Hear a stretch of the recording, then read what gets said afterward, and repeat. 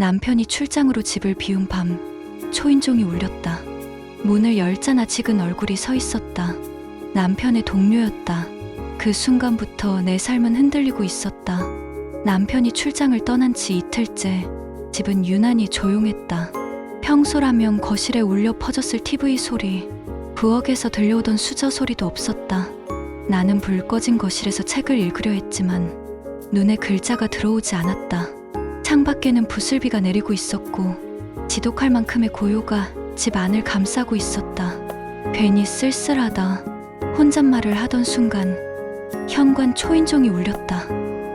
딩동. 밤 10시가 넘은 시간, 불청객의 방문이었다. 조심스레 인터폰을 확인하자 우산에 흠뻑 젖은 낯익은 얼굴이 보였다. 남편의 회사 동료였다. 나는 순간 놀라 도어락을 열지 못했다. 이 밤에 왜 우리 집에? 잠시 후 그가 마치 내 망설임을 읽은 듯 말했다. 늦게 찾아와 죄송해요. 전해줄 게 있어서요. 나는 결국 문을 열었다. 비에 흠뻑 젖은 그가 서 있었다.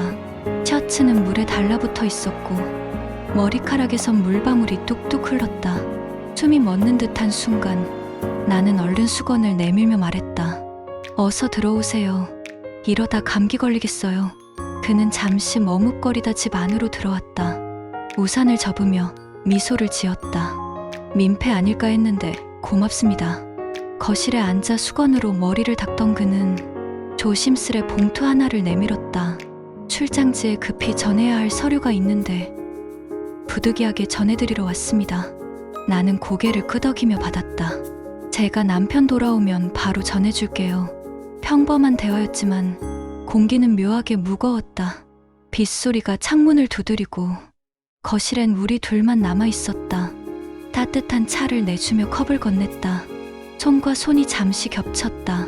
순간 몸이 얼어붙었다. 그는 급히 손을 거두며 말했다. 죄송합니다. 나는 억지로 웃으며 고개를 저었다. 괜찮아요. 짧은 순간이었지만 심장은 빠르게 뛰고 있었다.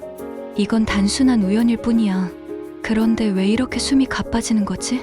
비에 젖은 그의 모습, 따뜻한 차에서 피어오르는 김, 그리고 잠시 겹친 손끝. 나는 스스로를 다그쳤다. 그냥 남편의 동료일 뿐. 이 밤에 찾아온 건 단순히 서류 때문이야. 하지만 마음은 그렇지 않았다. 어쩐지 내 안에서 설명할 수 없는 떨림이 피어오르고 있었다. 잠시 후 그는 다시 자리에서 일어섰다. 늦었네요. 이만 가보겠습니다. 나는 현관 앞까지 배웅했다. 문이 닫히는 순간까지 비에 젖은 그의 뒷모습이 눈앞에서 사라지지 않았다. 그날 밤 침대에 누워도 눈을 감을 수 없었다. 심장은 여전히 뛰고 있었고 나는 속삭였다. 남편의 동료. 그날 밤 찾아와 멈출 수 없는 순간이 시작되고 있었다. 그날 밤의 방문은 단순한 일이었다. 하지만 차를 나누며 스친 손끝과 겹친 시선은 우연을 가장한 채 내 마음을 흔들고 있었다. 그가 떠난 뒤에도 잠을 이룰 수 없었다. 비에 젖은 모습, 수건으로 머리를 닦던 순간, 그리고 차를 건네며 겹쳤던 손끝이 떠올랐다. 단순한 서류 때문이었을 뿐이야. 스스로를 다그쳤지만 심장은 거짓말을 하고 있었다. 다음 날 저녁, 초인종이 또 울렸다. 문 앞에는 다시 그가 서 있었다. 이번엔 웃으며 작은 상자를 내밀었다. 어제 서류에 빠진 게 있어서 죄송합니다. 나는 놀란 듯 웃었다. 어제도 오늘도 정말 고생이 많으시네요. 그는 멋쩍게 웃으며 신발을 벗었다. 차를 내어주며 맞은편에 앉았다. 그는 두 손으로 잔을 감싸며 말했다. 출장 중에 걱정을 많이 하더군요. 나는 순간 당황했다. 저요? 별일 없는데요. 그는 눈을 피하지 않고 나를 바라봤다. 혼자 있는 게 쉽지 않잖아요. 저라도 종종 들러드리면. 그 말에 나는 웃으며 고개를 저었다. 괜찮아요. 일부러 그럴 필요 없어요. 하지만 속으로는 알았다. 그가 이미 단순한 방문객이 아니라는 걸. 그가 봉투를 건네는 순간 손끝이 내 손을 스쳤다. 나는 얼른 손을 거두며 웃었다. 죄송해요. 제가 덤벙대서. 그는 고개를 저었다. 아닙니다. 제가 괜히 짧은 순간 우리 둘의 시선은 다시 겹쳤다. 숨이 막히는 듯한 침묵. 안 돼. 이건 단순한 우연일 뿐이야. 남편의 동료일 뿐이고 난 그저 예의로 대하는 것뿐이야. 그러나 내 안 깊숙이선 알 수 없는 떨림이 피어나고 있었다. 그가 자리를 정리하며 말했다. 오늘도 늦게 와서 죄송합니다. 비가 그칠 때까지 잠시 앉아 있어도 괜찮을까요? 나는 고개를 끄덕였다. 네, 괜찮아요. 짧은 대화였지만 이미 평범하지 않았다. 그가 떠난 뒤 나는 거실 불을 끄고 소파에 앉았다. 커튼 사이로 보이는 그의 뒷모습. 빗방울이 떨어지는 어둠 속에서 서 있던 모습이 지워지지 않았다. 나는 속삭였다. 남편의 동료. 그날 밤 찾아와 나눈 대화는 우연을 가장한 채 내 삶을 흔들고 있었다. 우린 계속 우연이라 둘러댔다. 하지만 반복된 방문과 대화는 더 이상 우연이 아니었다. 그리고 그날 밤 폭우 속에서 금단의 고백은 시작되고 있었다. 그날 저녁 하늘은 무너져 내리듯 비를 쏟아냈다. 천둥이 울리고 창문이 덜컹거렸다. 남편은 여전히 출장 중이었다. 현관 초인종이 울렸다.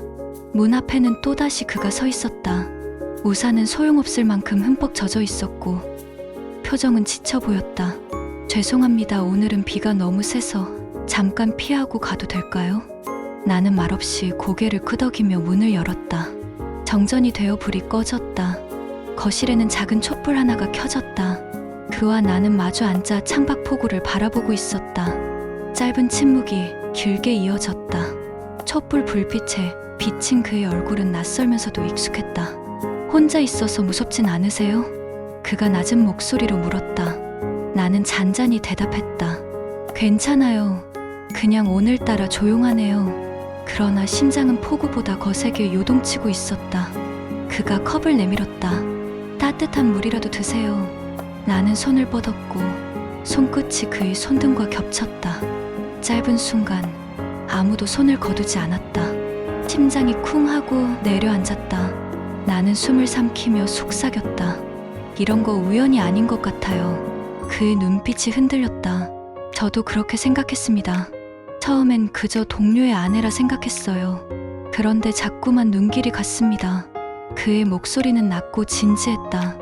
나는 눈을 감았다. 저도 안 된다는 걸 알면서도 흔들렸어요. 순간 촛불이 크게 흔들렸다. 빗소리는 더욱 거세졌다. 그리고 그 침묵 속에서 모든 게 무너졌다. 그가 천천히 몸을 기울였다. 숨결이 겹쳤다. 나는 눈을 감았다. 우리의 입술이 닿았다. 짧지만 치명적인 순간.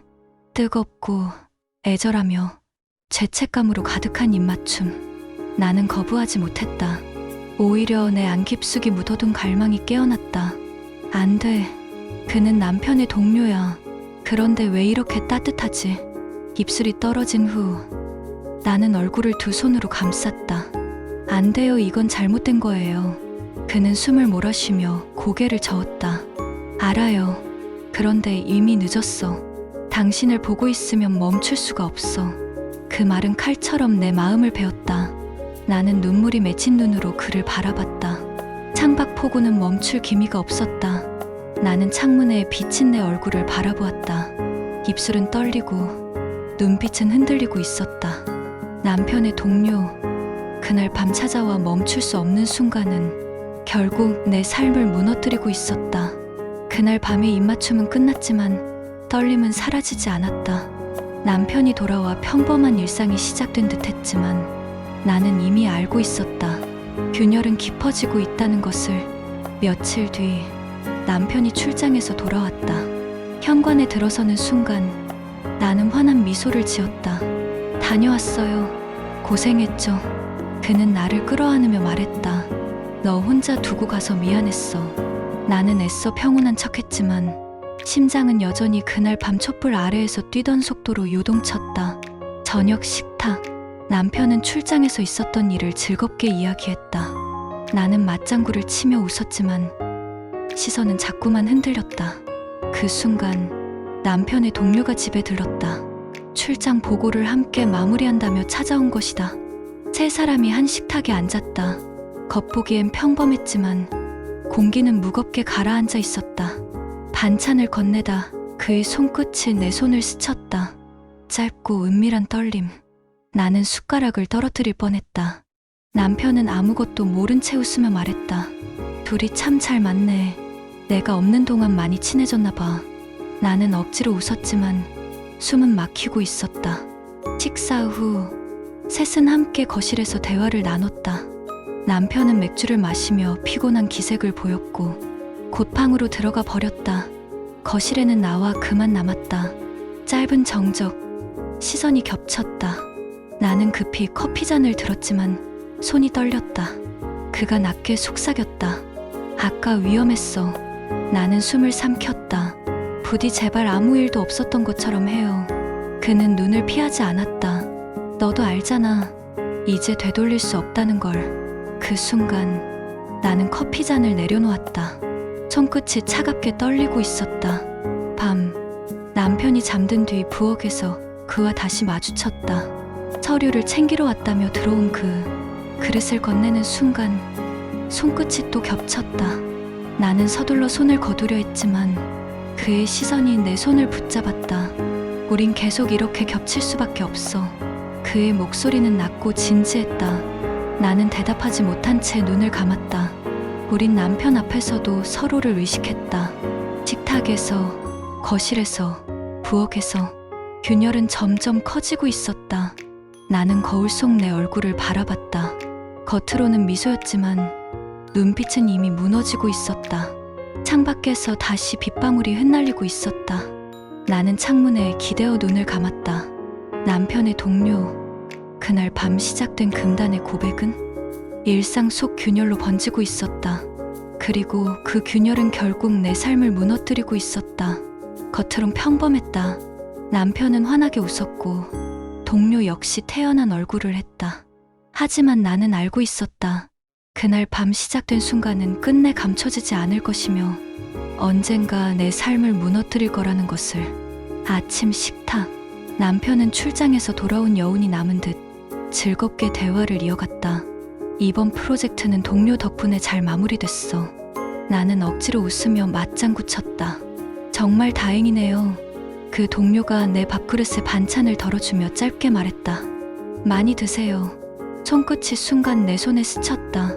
짧고 은밀한 떨림. 나는 숟가락을 놓칠 뻔했지만 남편은 전혀 눈치채지 못했다. 평범한 아침. 하지만 내 심장은 이미 무너지고 있었다. 저녁, 셋이 함께 거실에 앉아 있었다. 남편은 드라마에 몰입해 크게 웃었고 나는 억지로 따라 웃었다. 그 순간 그의 시선이 내게 닿았다. 짧고 은밀한 눈맞춤. 나는 급히 고개를 돌렸지만 심장은 쿵쾅거리고 있었다. 언제까지 이렇게 버틸 수 있을까? 균열은 점점 깊어지고 있었다. 밤, 남편이 전화를 받으러 방에 들어간 사이 나는 부엌에서 설거지를 하고 있었다. 그가 다가와 그릇을 건네며 낮게 말했다. 오늘은 더 위험했어요. 나는 숨을 삼켰다. 부디 아무 일 없는 것처럼 해주세요. 제발요. 그는 고개를 저으며 짧게 웃었다. 당신도 알잖아요. 이미 늦었다는 걸. 그 순간 손끝이 내 손을 스쳤다. 짧지만 선명한 떨림이 몸을 타고 퍼졌다. 방에 들어와 거울을 마주했다. 겉으로는 평온한 얼굴. 그러나 눈빛은 이미 흔들리고 있었다. 아무도 모른다. 남편은 여전히 웃고 동료는 태연한 얼굴을 하고 있다.